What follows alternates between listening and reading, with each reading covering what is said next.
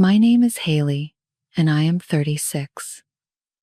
I live in a quiet town in the United States. I work as a project manager. My job is stable, and I feel safe in it. I plan schedules, and I solve small problems every day. My team trusts me, and I trust my team too. I have a beautiful house with a green front yard. Pink and blue hydrangeas grow there every spring. I water them every morning. Then I go to work. Inside, my kitchen feels warm, bright, and clean. My living room holds a soft, comfortable sofa. Tall windows let in plenty of morning light. I look at my house and feel proud. I have a good job. I have a beautiful house. I have peace in my life. My days move slowly and calmly, and I like it this way. Brian is my fiancé, and he is an architect. He is 38 years old. We met 5 years ago at a small work event. He talked about old buildings, and I listened with interest. We fell in love quickly, and our bond grew strong over time. He proposed to me near a quiet lake last spring. Now we plan our wedding for this fall. We want a small wedding with our close family. Every morning, Brian and I sit on the porch. We drink warm coffee together before the day starts. We watch the sun rise slowly over the trees. We do not talk much, but we still feel close. Brian stays calm and quiet most of the time. He always wears a warm flannel shirt, even in summer. His voice sounds soft, and his eyes look kind. He sits beside me, and I feel safe. I trust him with my whole heart. I believe he is the safest man I know. Chloe is my younger sister. She is 28 years old, and she lives nearby. She is the favorite child in our family. Everyone loves her bright smile and her funny jokes. But Chloe also acts on impulse most days. She changes her job many times every year. She often makes mistakes with money and people. Last year, she suddenly lost her small apartment. I let her stay in my guest room for 2 months. She often needs help from someone close to her. I am her big sister, so I always help. I clean up her problems again and again. I do not mind this, because I love my sister. Chloe likes bright, colorful clothes most of all. She often wears thin, shiny silk dresses. The dresses show her shoulders and her arms. She likes people to notice her at all times. She wants attention from everyone in the room. This is simply how Chloe lives her life. On weekend evenings, Chloe often visits for dinner. I cook food alone in the kitchen. The kitchen smells like garlic, herbs, and warm bread. Brian sets the table near the window. He lights 2 small candles for the meal. Chloe sits on the sofa and talks with him. They laugh loudly together about old, funny stories. I hear their laughter from the kitchen, and I smile. I carry the plates to the table soon after. We sit together and eat as a family. We talk about small, simple, everyday things. I think to myself, we are a happy family. I do not see the real truth yet. I do not know what happens between them. My life looks perfect from the outside world. I feel lucky almost every single day. We also talk about my wedding at dinner. Chloe helps me choose flowers for the tables. Brian draws small pictures of our wedding tent. My mother calls often and asks about plans. Everyone around me seems happy for my future. I believe every word they say to me. I keep my house clean and bright every day. I keep my job steady, safe, and good. I keep my heart fully open for Brian. I build my perfect life, one day at a time. I do not know about someone close to me. I do not know that she already starts to break it. She does this quietly, behind a closed door. The first warning sign comes slowly, almost without notice. Brian starts to come home late from work. He says his deadlines stay busy and hard. I believe him at first, without any doubt. Then, Brian changes his phone password one night. He never does this before, not even once. I ask him why, but he just shrugs. He says it means nothing at all. A small worry grows inside me, but I push it away. I tell myself it is only stress. At dinner, a heavy silence sits between us. We used to talk about our whole day. Now we just eat in cold silence. Brian looks down at his plate, not at me. I try to talk, but his answers stay short. He sits right next to me, but I still feel far away. One evening, I hold his coat to hang it. A strange perfume rests on the collar. It does not smell like my own perfume. My perfume smells soft, like fresh roses in spring. This new smell feels sweet and heavy, like warm vanilla. I know that exact smell very well. It belongs to Chloe, my own sister. My hands shake a little, but I push the thought away.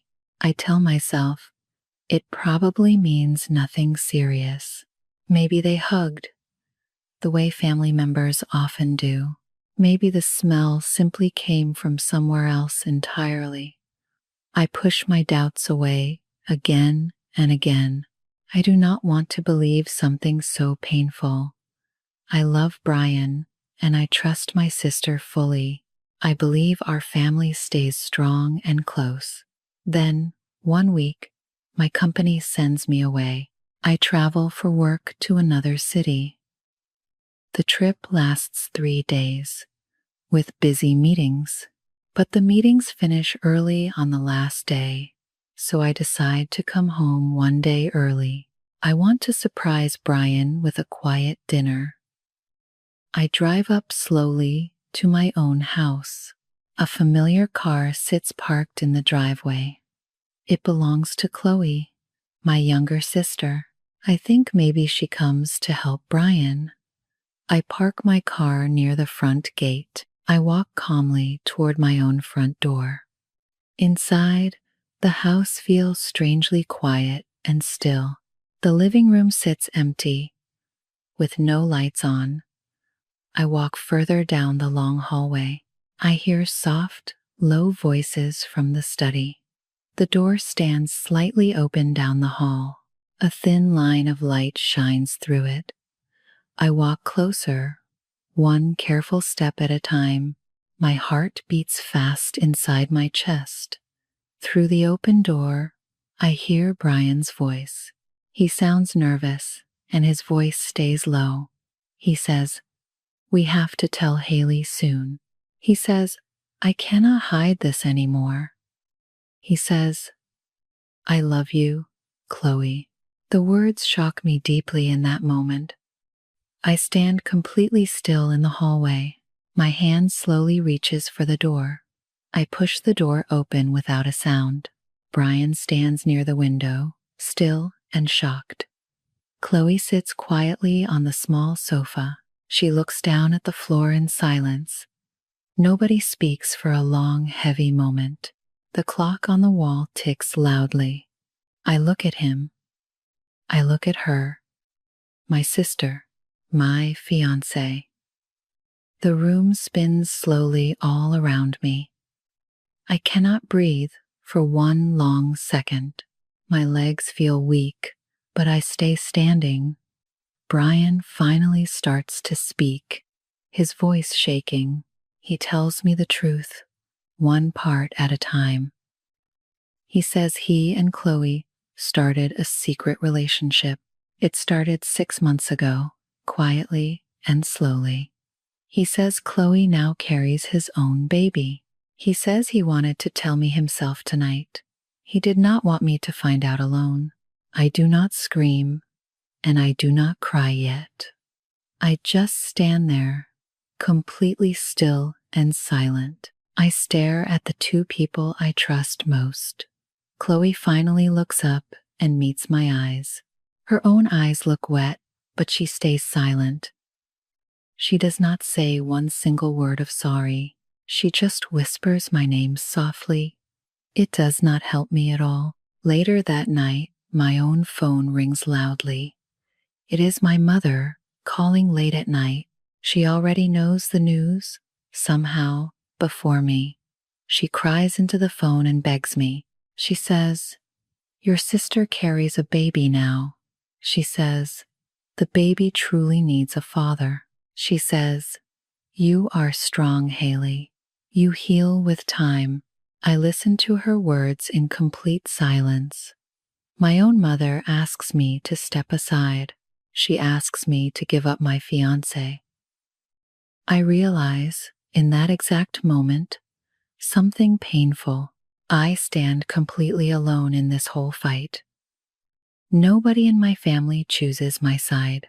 That same night, I tell Brian to leave. I do not shout one single word at him. I just point toward the door, calm and cold. He picks up his bag and walks out. I lock the door quietly behind him. Then I sit alone in the dark living room. The house feels strange and different that night. Every small sound feels louder than before. I do not turn on a single light. The next morning, I call the wedding planner. I cancel every single part of the wedding. I cancel the flowers, the hall, and the cards. I also return my white wedding dress. The shop clerk accepts it without one question. I do not explain my reasons to her. I find our old wedding folder in the closet. It holds seating charts, menus, and color samples. I close the folder and put it away. Each phone call feels like another small cut, but I keep my voice steady through every call. Days pass slowly inside my big, empty house. The rooms feel far too quiet now. I wake up every morning and make coffee, but I drink it cold because I forget it. I look at Brian's empty chair at breakfast. Some days, I forget to eat anything at all. My chest aches with a heavy, dull pain. I cry a lot, and my eyes hurt badly. Then I lie completely still on the bed. I sleep too much some days, or none. The house stays so quiet and still. I hear the clock tick on the wall. That small sound becomes my only proof.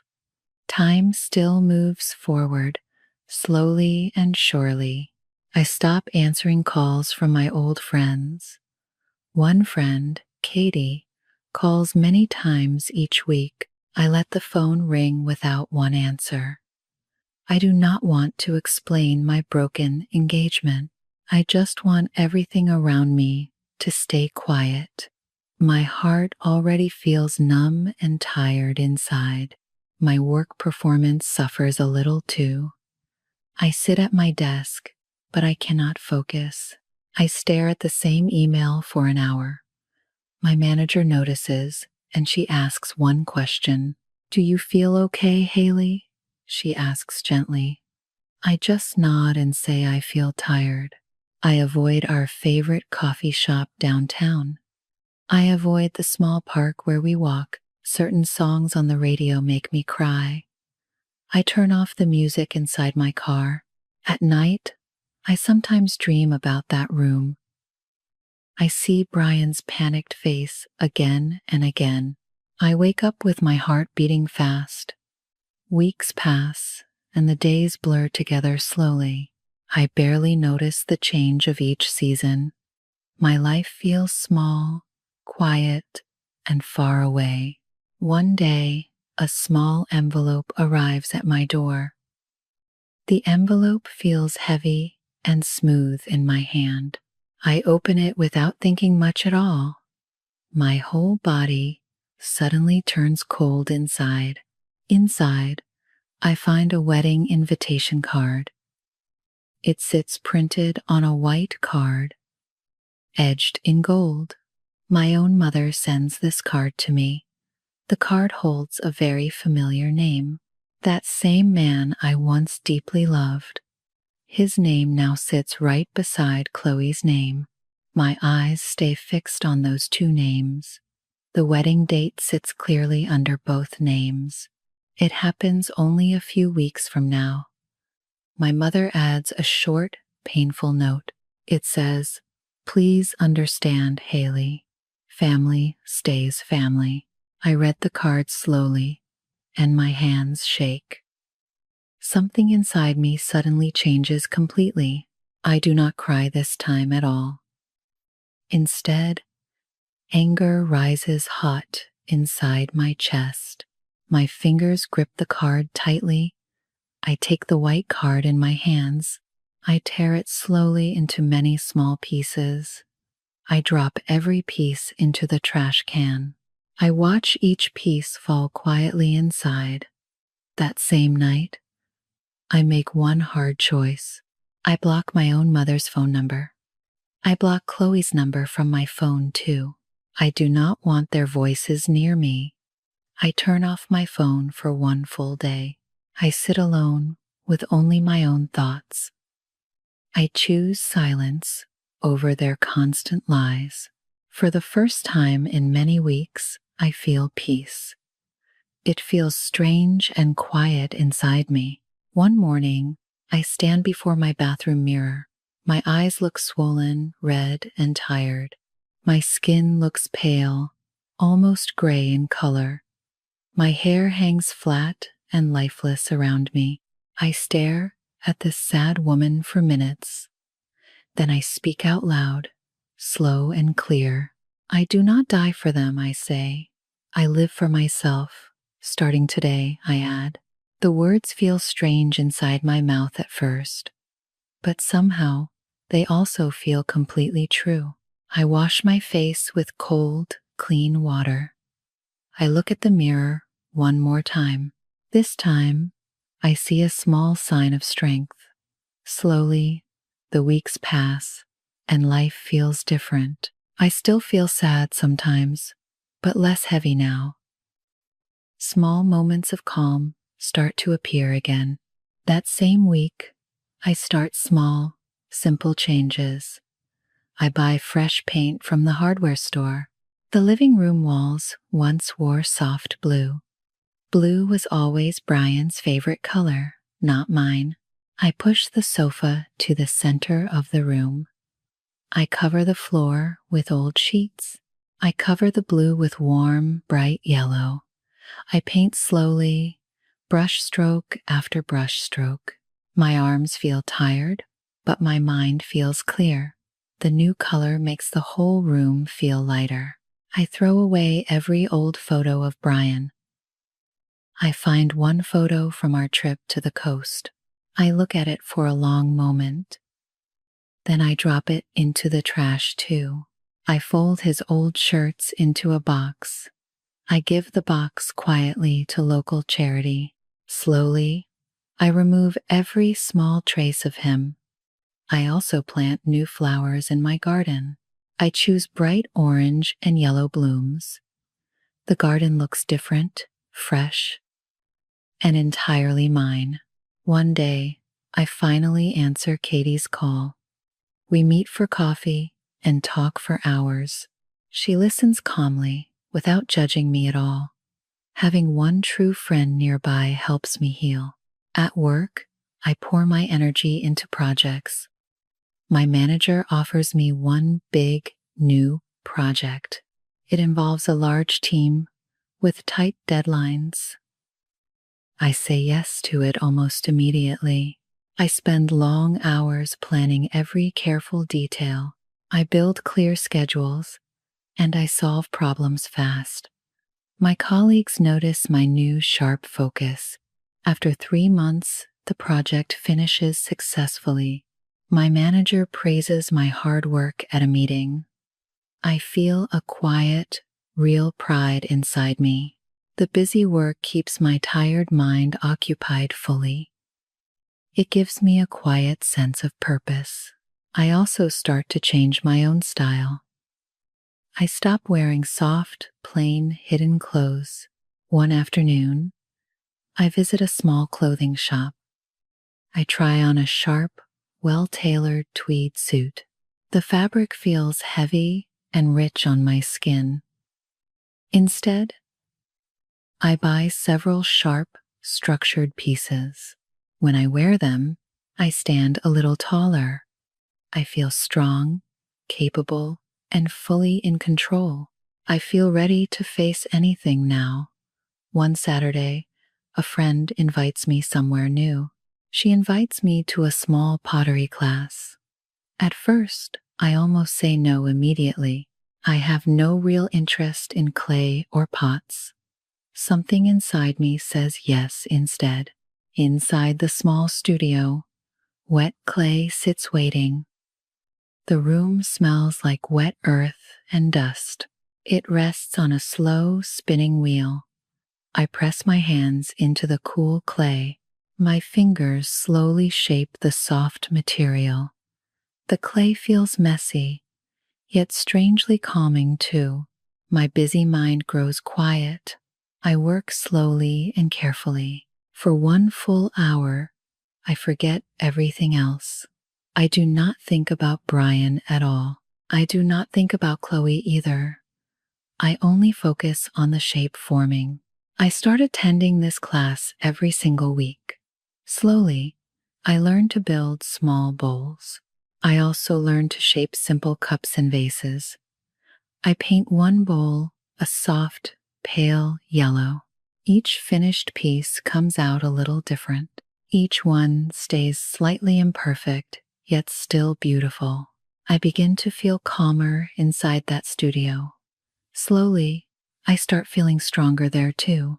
One evening at the studio, I meet Eric. He works there fixing wheels and wooden shelves. He stays quiet, calm, and a little older. His hands look strong, rough, and steady. He smiles only a little, but it feels real. I later learn he went through a divorce. It happened a few quiet years ago. Eric never says sweet, empty words to me. He never promises a perfect, easy future. Instead, he simply notices small problems nearby. He quietly fixes them without asking for praise. One weekend, he visits and fixes my door. My back door breaks and he repairs it freely. He brings me a warm cup of tea. We sit together quietly on my porch. Another time, he fixes a loose kitchen shelf. He never asks for anything in return. We do not rush into anything serious or fast. We just talk softly about simple, normal things. We talk about old books and quiet weekends. Some evenings, we just sit together in silence. With Eric, I feel a different kind of comfort. It feels calm and steady, nothing like Brian's lies. Slowly, without any pressure, I start trusting again. I trust just a little, one day at a time. One Sunday, Eric and I walk through the park. We talk slowly, and we watch the birds together. The afternoon feels peaceful, slow, and unhurried. One evening, I invite Eric for a simple dinner. I cook a warm soup, and we talk for hours. I show him the yellow bowl I made myself. He holds it carefully and smiles at me. "This looks steady and strong," he says quietly. I feel a quiet kind of happiness that night. It feels small, simple, and completely real. The company slowly notices my steady, strong work. After 2 full years, they offer me a promotion. I accept it with a calm, quiet pride. 2 full years pass since that painful night. I now work as a project director. This role marks a big step forward for me.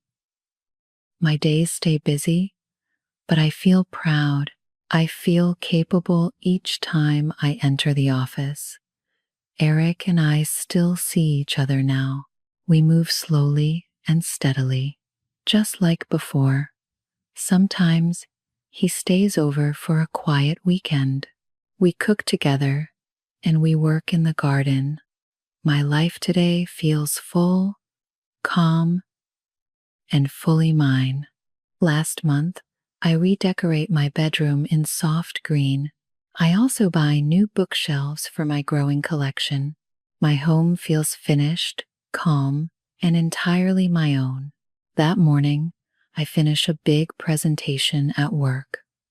I feel proud, light, and ready to relax. One afternoon, I sit at my favorite cafe. It sits on a quiet corner near my office. I drink warm coffee near the front window. Soft sunlight shines through the glass beside me. I read a quiet book at my table. The cafe feels calm, slow, and peaceful. Suddenly, a familiar shadow falls across the page. I look up and I see Brian standing there. He looks much older than 2 years ago.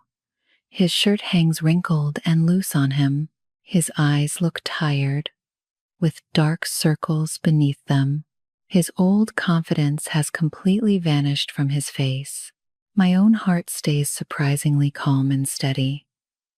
I do not feel shock, only mild curiosity. He asks quietly to sit down with me. I nod slowly, without much feeling at all. He sits across from me at the table. His hands shake slightly around his coffee cup. For a moment, neither of us says one word. The quiet cafe noise feels far away suddenly. I notice his wedding ring still sits there. It looks dull now, scratched along one side.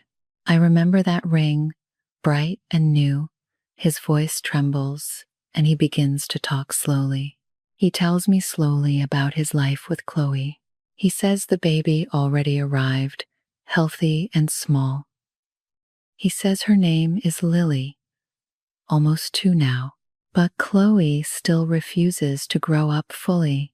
She still wears those same bright, shiny dresses. She still wants attention from every single room. She still posts happy photos online every day. He says she spends all their money quickly. She spends it on clothes and endless parties. He says he loses his architect job last year. The firm cuts staff, and he struggles to find work. He says she often ignores their own baby. She leaves him with all the work and worry. He says he feels tired, alone, and trapped. I listen quietly, without saying one word. My heart stays calm through his whole story. I do not feel surprised by any of it. 2 years ago, this moment might destroy me. Today, it simply feels distant and small. Brian's eyes fill slowly with quiet tears. His shoulders sink down toward the table. He reaches across and tries to hold my hand. I made a mistake, he says softly. I ruined my whole life, he adds. I still love you, Haley, he whispers. You were the best thing I ever had. I look at his face for a long moment. I look at his shaking hands and tired eyes. I remember the man on our quiet porch. I once loved him more than anyone else. Now I just see a tired, weak man. I slowly pull my hand back from his. The cafe stays quiet around us for a moment. Brian waits, his eyes searching my face for something. Is there any chance for us? He asks quietly. His voice sounds small and uncertain. I do not feel angry anymore at all. I only feel a small, quiet pity. My heart stays calm and steady inside me. I think about all my own quiet progress. I think about my new home, painted bright yellow. I think about Eric, waiting for me tonight. The old Haley might cry right now. The new Haley just feels calm and clear. I speak to him clearly, without any harsh tone. You made your choice, Brian, I say. Now, you live with it. I add quietly. He opens his mouth, but no words come out. I do not wait for his answer. I stand up slowly from my chair. I reach into my bag for some cash. I leave a few dollars for my coffee. Then I pick up my book calmly. Brian still sits there, silent and small. I turn toward the door without looking back. I do not look back at him, even once. That part of my life already ends completely. Outside, the sun feels warm on my face. A soft wind moves gently through the street. It feels good and fresh against my skin. My steps feel light along the sidewalk. 2 years ago, I felt small and broken. Today, I feel tall, calm, and steady. I feel a strong sense of relief inside. I pass the same street where Brian and I once walked. The memory feels distant and quiet now. It does not hurt the way it once did. I pass a small flower shop on the corner. Bright colors fill the window in front of me. I decide, almost suddenly, to walk inside. The shop smells like fresh leaves and sweet petals. In the past, I always waited for flowers. I usually waited for red roses from Brian. Today, I choose something different for myself. I look at the red roses near the door. I look at the pink tulips by the window. Then my eyes find the yellow sunflowers. I pick a bright bouquet of yellow sunflowers. The color matches the bowl from my pottery class. I buy this bouquet simply for myself. The shop owner wraps them in brown paper. She smiles and wishes me a wonderful day. I carry the flowers out into warm sunshine. I smile and I walk down the busy street. I feel light, happy, and completely free inside. Later tonight, Eric and I plan a quiet dinner. I plan to tell him about this small moment. My real life, I now understand, starts here. It starts the very day Brian walked out. I do not need red roses from anyone else. I do not need anyone to complete my life. I choose my own flowers and my own future. I think about everything I built these 2 years. I think about my steady career and my pottery. I think about Eric and his quiet kindness. Each small, brave step leads me to this exact moment. This is my life now. I build my own life with my own hands. I take it one quiet day at a time. I smile and I walk home slowly. I carry my bright yellow flowers close to my chest. The sun stays warm and the day feels good. What do you think about Haley's choice in this story? Do you forgive someone like Brian, or do you walk away too? Tell me your honest thoughts in the comments below. Please like this video and please subscribe to Teddy English Stories. We share more emotional stories like this one every week. Thanks so much for watching today.